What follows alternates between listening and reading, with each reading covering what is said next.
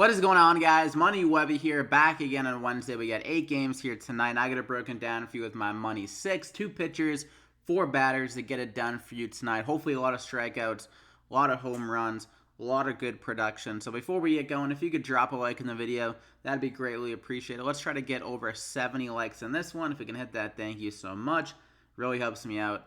And yeah, let's hop right into it. So first guy up, I'm going to go with Justin Verlander. Just a great spot for him coming off a good outing against Texas where he went 7 innings, 8 Ks. He's keeping his pitch count down a little bit more than he was at the beginning of the year. He was reaching upper kind of 110 range, but now the last couple, 101, 100, 198, a little bit better, so he can maintain a little bit more consistency. And against Detroit here, this is a team that's very free swinging. He can rack up a lot of strikeouts in this spot. He already has a 30% K rate this year. I believe it was like 34% last year.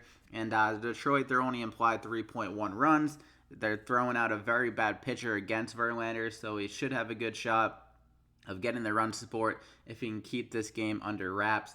And I think he's going to go over 30 DraftKings points in this spot. So I'm going to go ahead and lock him in there as my first guy. Then I'm gonna go with KENTA MAEDA at 9,200, going against San Diego, coming off his best start of the year. I'm pretty sure 27 DraftKings points. Yeah, his best start of the year. And going against a San Diego team that he has shown good success against in the past. He wasn't that great against them the other night. In 6 innings, let up 4 runs, but it was only 3 hits. He kind of beat himself with some walks and that 1 home run, which really kind of lowered his upside. But in this spot against San Diego, I think he's going to have a better outing. I think he's going to get a few more strikeouts. He already has a 32% K rate and 104 plate appearances against his team. And in the start of the other night against San Diego, he had a 17% swinging strike rate. So his swinging misses ability was really good in that start. The Ks weren't really there to show for. 6 is solid, but based on a 17% swinging strike rate, you'd expect it to be a little bit higher. So in this game, if he still gets the swinging strikes, he can get closer to 8 Ks. And Vegas likes him a good amount, 3.3 runs implied. Dodgers, always a team that gives good run support. So he has a good shot of getting the win as well. So I'm going to go ahead and lock him in there as my second guy. I'm going to go with Acuna, a guy that's kind of been struggling over the last little stretch of the season. But now they promoted him back to the leadoff spot. And we saw him in the leadoff spot last year.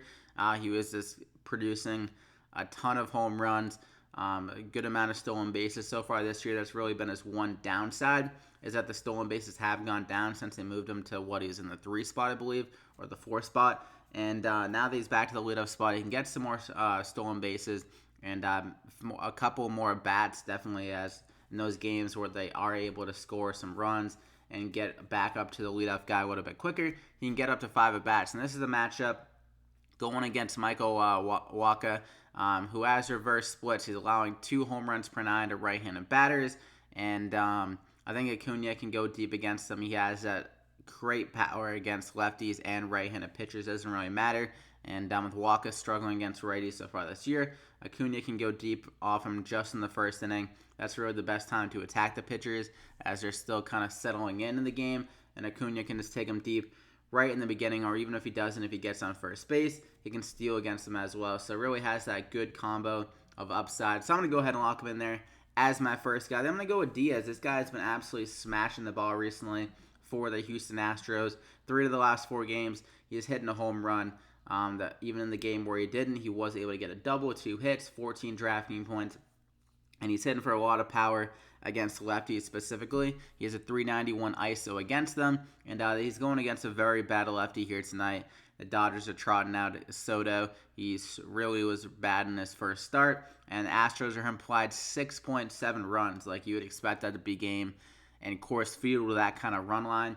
But the Astros, I think they're going to go absolutely off against this guy and be able to rack up a lot of runs, a lot of RBI opportunities for a guy like Diaz again.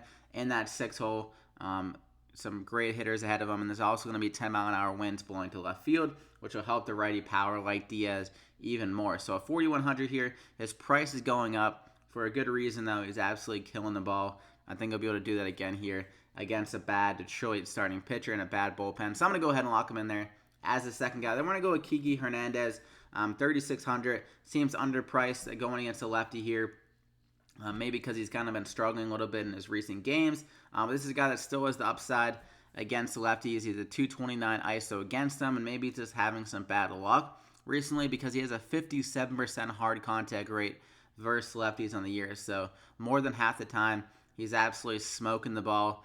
And in that leadoff spot against the lefty, I think he can definitely get it done here in this game and be able to bounce back in a good spot against the lefty. So I'm going to go ahead and lock him in there as my third guy. I'm going to go with a very cheap guy that gave us more ability to pay up at the pitcher spot. And that's going to be Brian Anderson here at 2,800 going against Tampa Bay.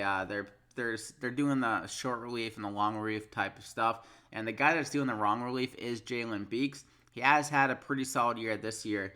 But just in the past, he was a guy that absolutely got crushed, especially against right-handed power. He let up a good amount of home runs.